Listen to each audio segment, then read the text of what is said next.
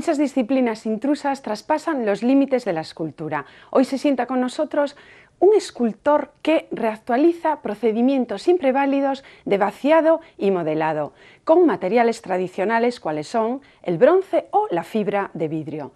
Roba el alma a los personajes, eterniza deseos o el memento mori. Más de 20 piezas se dan cita en el espacio de arte del Correo Gallego, unas de corte nihilista, pero otras sumamente vitalistas. Sabemos más de su biografía en la voz de nuestro compañero Carlos Roma.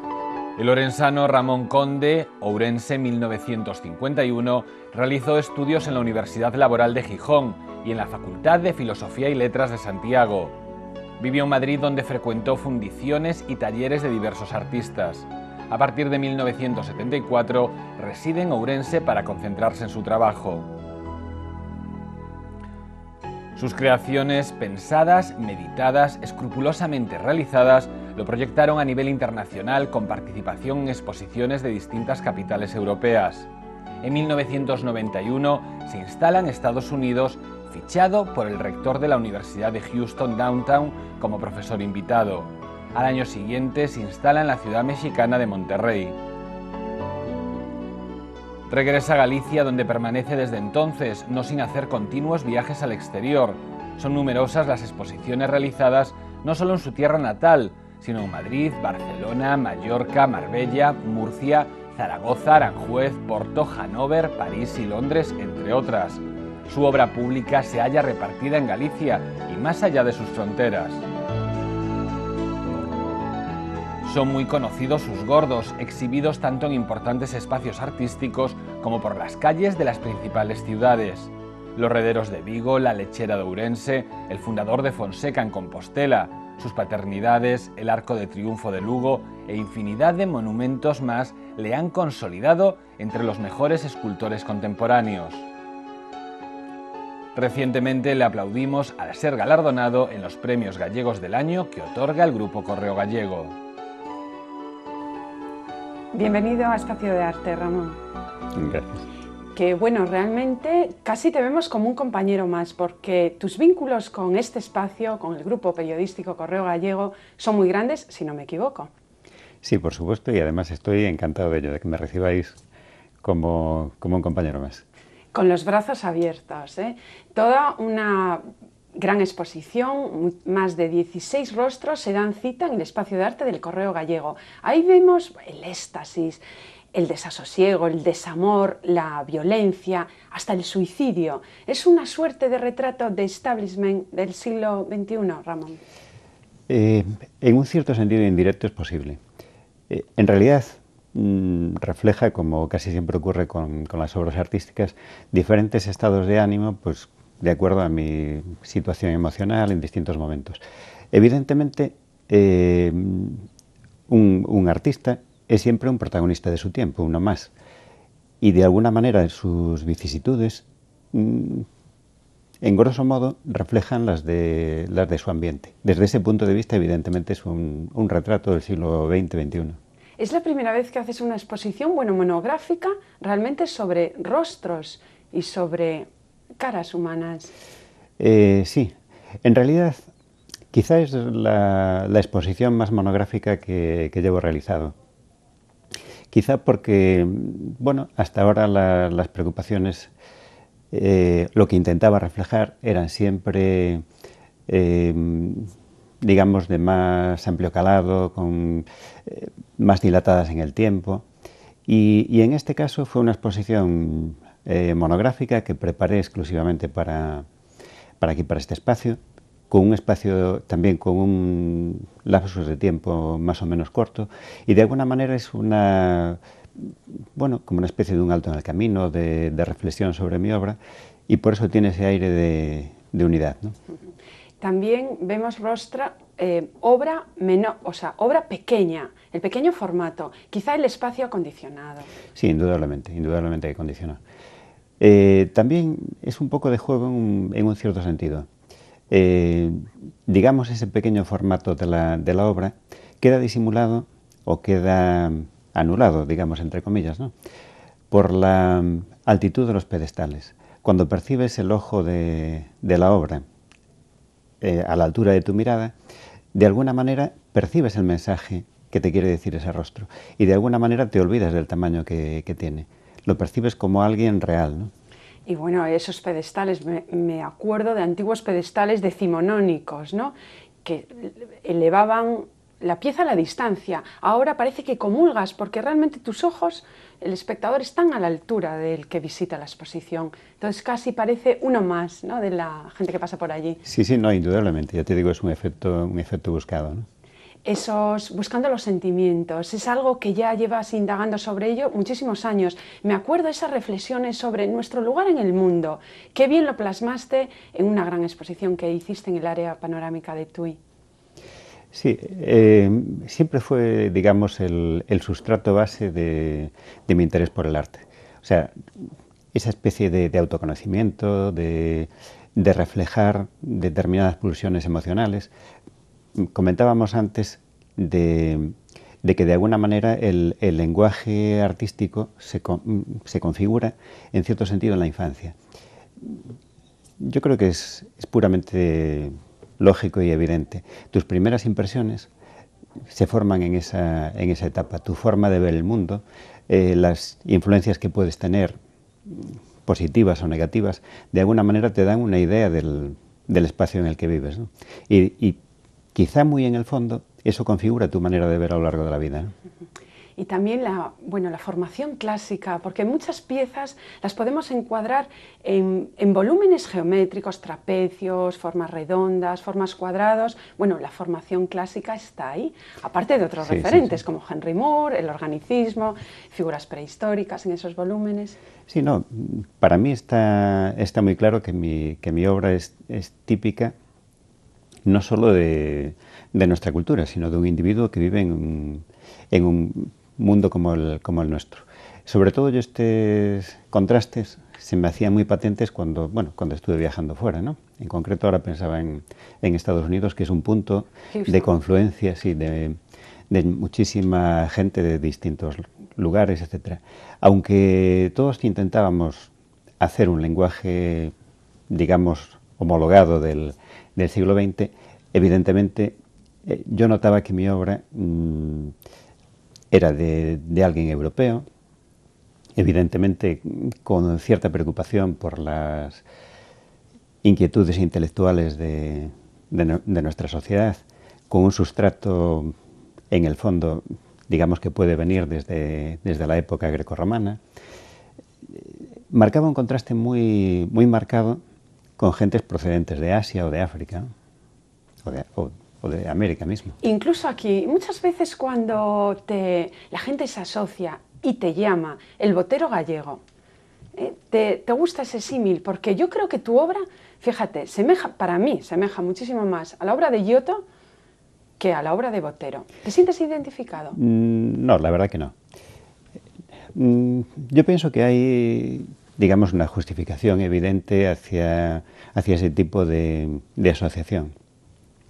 Sobre todo en los inicios, o sea, quiero decir, en los años 80, los referentes que había en el arte estaban casi todos por, digamos, una vertiente más o menos abstracta, ¿no? O constructivista, etc. Entonces, encontrarse a dos individuos que, digamos, su elemento base era un personaje figurativo tomado en el amplio sentido de la palabra, porque entre una obra naif y una obra de corte más expresionista, clasicista, podríamos decir, las similitudes son muy relativas. Pero, sobre todo, para mí la gran diferencia es el universo mental que hay detrás. O sea, entre unos personajes narrativos que construyen una historia, pues, al estilo, digamos, de García Márquez o incluso, si vamos más para atrás, esas narraciones desvotos típicas del siglo XVIII, que al final yo solo recuerdo de iglesias en la provincia de Orense, ¿no? Y que de alguna manera fueron un sustrato muy fuerte en Hispanoamérica, ¿no? Y mi obra no la veo como una plasmación de la realidad, aunque sea naif. No cuenta ese tipo de historias. De hecho, el surrealismo está muy presente también. Sí, por supuesto. Yo creo que, digamos, mi sustrato intelectual hasta cierto punto varió un poco desde los inicios. digamos, me sentí muy tentado por el surrealismo, no tanto por las imágenes que de alguna manera terminaron siendo canónicas dentro de esta tendencia, sino, digamos, los manifiestos, la forma de ver el mundo, ¿no? Después también, evidentemente, todo el mundo del psicoanálisis, que también forma mucha parte del surrealismo, ¿no? Y después, digamos, cierta filosofía, cierto sentimiento un tanto expresionista, un tanto desgarrado de la vida, ¿no? Eso, de alguna manera, configuró desde mis inicios mi puesta ante el arte, ¿no? O mi interés en el arte. Entonces, siempre tuve interés por ese tipo de imágenes, y de alguna manera yo creo que mis obras lo reflejan, que son como el lenguaje de los sueños, una juxtaposición de imágenes que configuran una nueva realidad, ¿no? Entonces, era una cosa que siempre vi que chocaba, ¿no? O eran comentarios muy típicos de decir, hombre, ¿son hombres o mujeres? ¿O son jóvenes o viejos? ¿O mujeres con cuerpo de hombre? Bien, todo eso estaba bien, desde mi punto de vista, estaba bien percibido, porque son como las... Andróginos también. Andróginos por resultado, pero quiero decir, son esas imágenes que te hablan de otra realidad. O sea, es una realidad de tipo subconsciente, ¿no? O como la de los sueños, que tú en el sueño lo que sueñas lo ves como real. Luego el sentido crítico, cuando estás en otro estado, por ejemplo, en la vigilia, pues te permite desguazar esas imágenes y percibir que están formadas por diversas asociaciones que aparentemente no tienen nada que ver unas con otras, pero que en el sueño configuran una realidad nueva y unidas todas te permite ver un hilo conductor en todas esas situaciones. Yo creo que ese es el punto de vista, digamos, de análisis de mi obra. Como ves, totalmente diferente del de Botero, ¿no? Diferente, aparte, en los desnudos. Por ejemplo, tú eres un apasionado de los desnudos. La única vestidura que se puede añadir pues es la de las adiposidades y las arrugas de la edad. Sí. Es que te digo, no pretendo hacer una obra realista, ¿no? De hecho, pues prácticamente nunca trabajo con modelos, ¿no? No es ese tipo de realidad el que quiero plasmar. De hecho, pues en gran parte de mi obra, el tipo de personajes en realidad tienen una configuración, podríamos decir, es casi una... como si juntases pues nuestro paisaje, digamos, gallego, montañoso, de interior, ¿no? Que es de donde procedo, con una figura humana. Todo esto tratándole de darle un sesgo realista, o sea, fundirlo en una imagen corporal creíble, ¿no? Entonces, por eso tienen esas formas que, si prescindes de los rostros, de la parte más figurativa, en realidad son como grandes montañas. O sea, tienen esa... Por eso las similitudes con Giotto, porque claramente también si tapabas la cabeza, bueno, aunque sea el trabajo totalmente diferente. Nos encantan las formas redondeadas de nuestro paisaje, que te identifiques con tu tierra. Vamos a ampliar conocimientos sobre la obra, vamos a hablar con la comisaria de esta exposición, si te parece, Pilar Corredoira, a ver lo que nos aporta. Ramón Conde inicia su carrera como escultor en los años 80. Anteriormente estudia filosofía y se interesa por todo el proceso técnico y material de la escultura, estudiando todos los movimientos contemporáneos del siglo XX, y la obra del escultor se caracteriza siempre por una idea muy fiel y tiene una gran personalidad, porque además la escultura de él trata siempre de la figura humana. Se vuelca en la reflexión sobre el ser humano, sobre el hombre, buscando aspectos psicológicos y internos del ser humano, y buscando también a la vez formas de expresión personales, diferentes y a veces dramáticas y poco habituales en el campo de la escultura figurativa.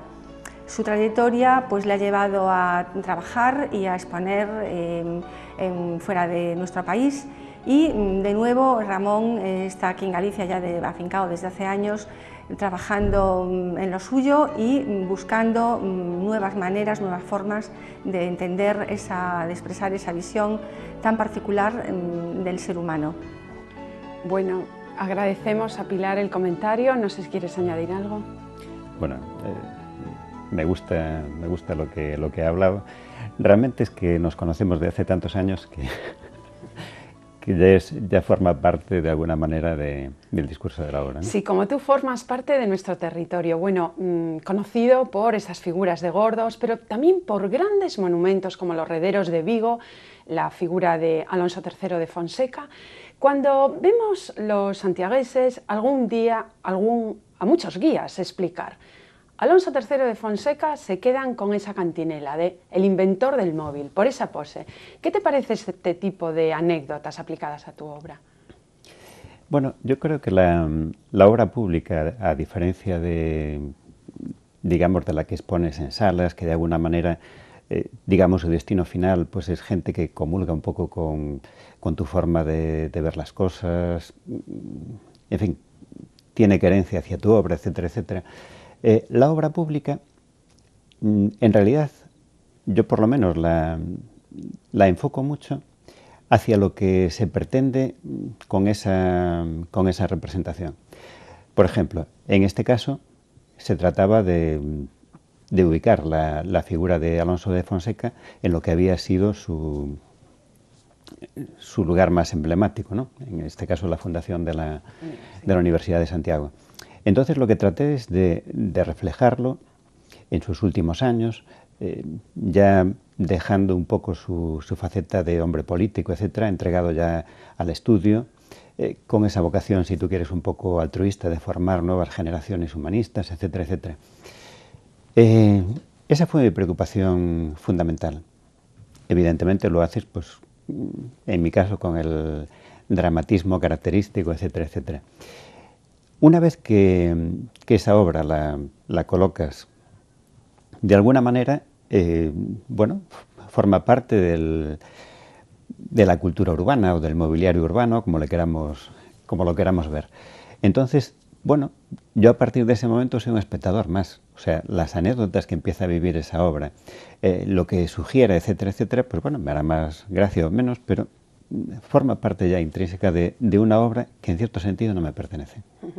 Y pertenece y se expande por el mundo adelante, porque de hecho es gente habitual que viene de fuera y se lo llevan a sus respectivas ciudades. Sí, no, por supuesto. Tu aspecto externo, con la cabeza rasurada del todo, denota una personalidad fuerte, decidida. ¿Eres, a la hora de crear, eres una persona con muchas dudas? No, yo creo que lo que entendemos normalmente por seguridad en la obra, en tu discurso, de alguna manera lo tuve siempre bastante claro. O sea, de hecho voy siguiendo una trayectoria desde los primeros tiempos, o sea, un corpus teórico que me sigue siendo válido en líneas generales hoy. Lógicamente lo vas enriqueciendo con el tiempo. Hasta cierto punto quizá esta sea la época que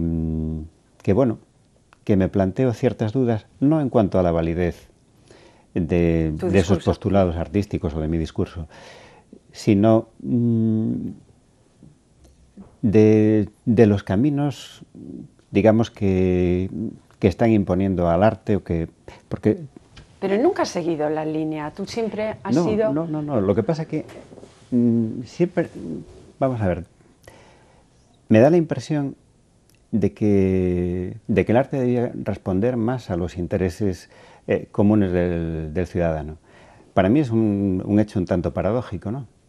Que vivimos en una sociedad donde la cultura está más extendida que en ninguna otra época. El interés por el arte, en líneas generales, bueno, llena nuestra cultura, ¿no? Y sin embargo, teniendo en cuenta estos dos factores, es chocante que la obra artística sea más simplona que, quiero decir, la que están promocionando, digamos, de una manera más o menos oficial por distintos medios, ¿no? Es bastante simple, muy movediza, o sea, cada 2, cada 3 años hay cambios incesantes. Y después, y sobre todo, y eso es lo más paradójico, digamos, la gente que vive en una sociedad tan sumamente compleja y se sabe defender en ella, sin embargo, le imbuyen la sensación de que ante lo artístico no tienen criterio. o se aprenden toda una serie de postulados, a cada cual más demiúrgico, extraño, etcétera, etcétera, o no tienen capacidad para analizar el arte. Le hacen dudar de su capacidad de sentirse confortable o no confortable con una obra. Yo creo que es que, en realidad, a priori no hay obras ni buenas ni malas. Lo único que hay es que, de alguna manera, establezcan un diálogo con tus valores, ¿no? ¿Y piensas que la sociedad establece ese diálogo con tus personajes?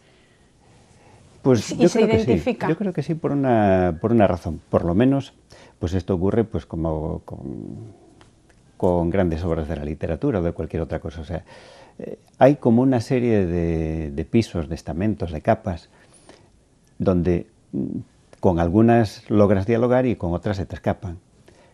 No sé, un ejemplo muy manido, el Quijote.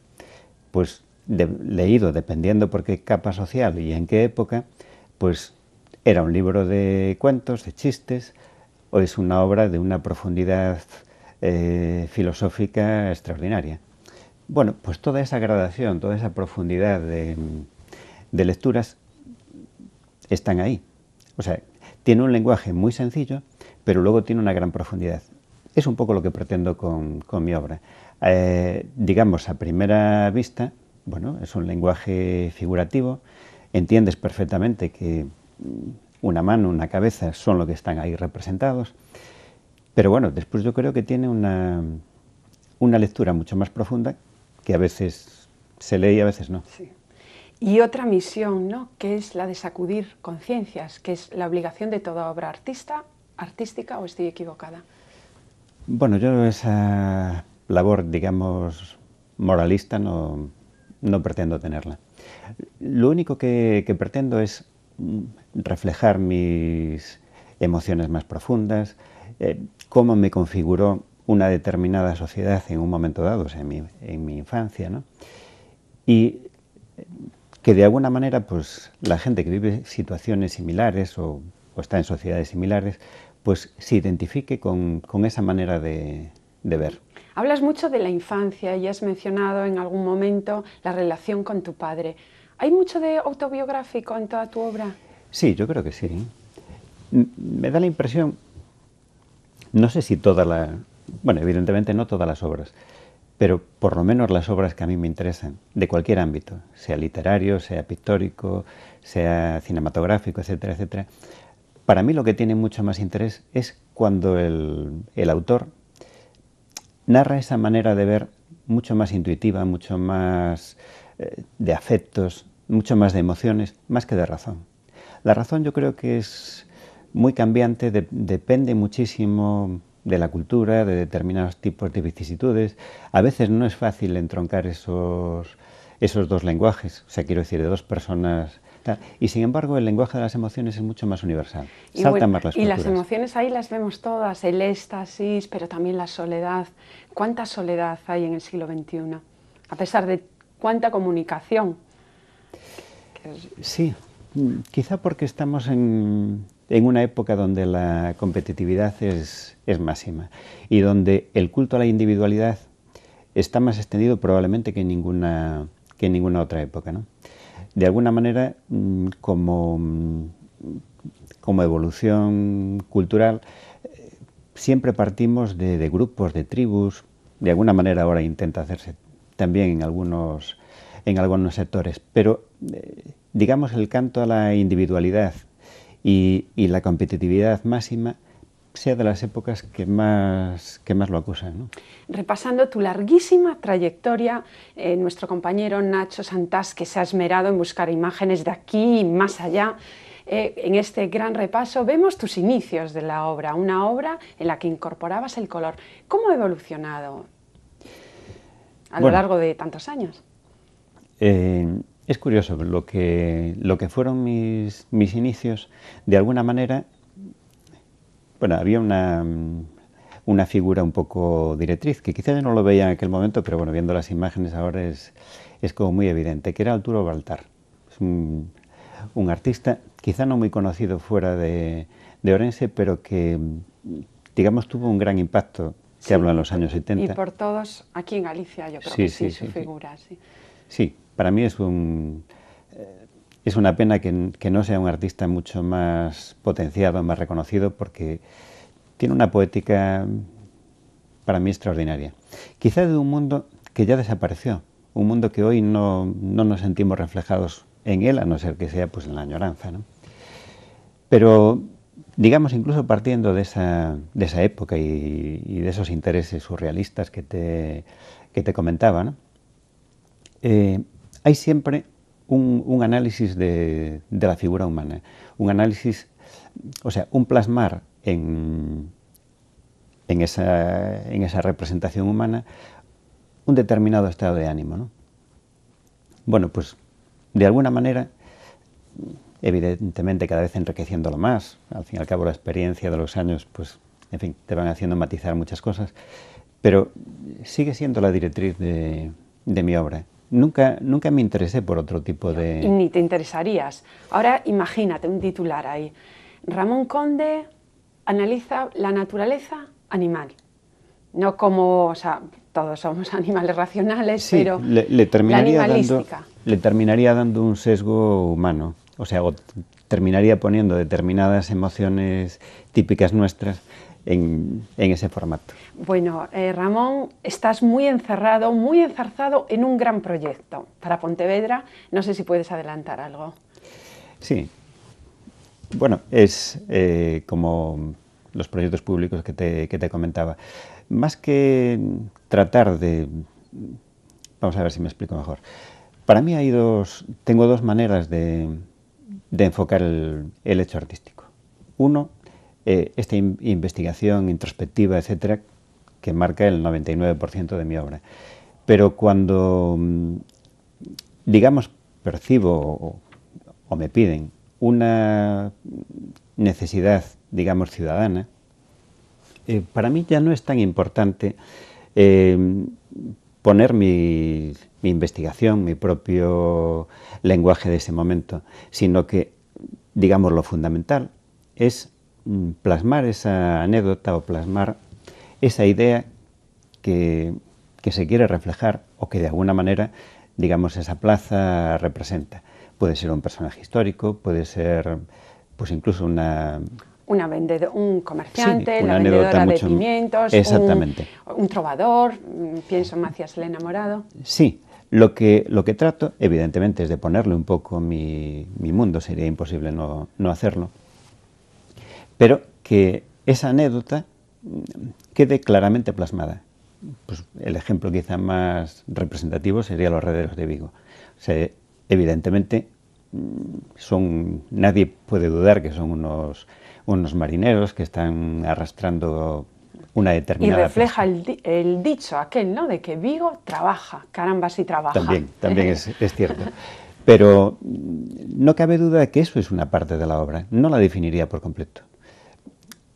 Esos personajes tienen una determinada carga emocional, pues que se entronca perfectamente con mi obra, digamos, más introspectiva, ¿no?